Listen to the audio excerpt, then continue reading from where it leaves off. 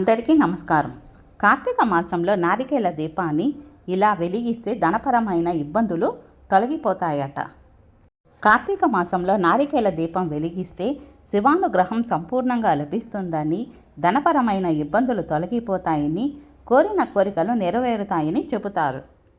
పరమశివుడికి ఎంతో ఇష్టమైన నారికేల దీపాన్ని కార్తీక మాసంలో ఏ రోజైనా ప్రదోష కాలంలో అంటే సాయంకాలం ఇంట్లోని పూజా మందిరంలో వెలిగించాలని చెబుతారు. కార్తీక మాసంలో వచ్చే సోమవారాల్లో నారికేల దీపాన్ని వెలిగిస్తే మరీ మంచిది. ఒక కొబ్బరికాయను తీసుకొని పసుపు నీళ్ళతో శుభ్రం చేసి దానిని పగలగొట్టాలి. ఆ 2 కొబ్బరి చిప్పలలో ఒక చిప్పను ఇత్తడి పళ్ళెంలోని బియ్యం మీద ఉంచాలి. ఇప్పుడు ఆ కొబ్బరి చిప్పకు 5 చోట్ల గంధం, కుంకుమ బొట్లు పెట్టాలి. ఆ కొబ్బరి చిప్పలో ఆవు నెయ్యి లేదా నువ్వుల నూనెను పొయ్యాలి. 2 వత్తులను కలిపి ఒక వత్తిగా చేయాలి. ఇలాంటివి 3 తయారు చేసుకోవాలి.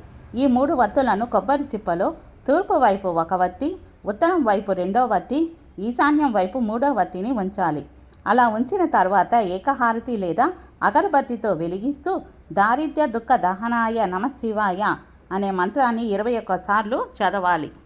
నారికేల దీపం పక్కన ఉన్న మరో కొబ్బరి చిప్పలో తీపి పదార్థాలను నైవేద్యంగా సమర్పించాలి.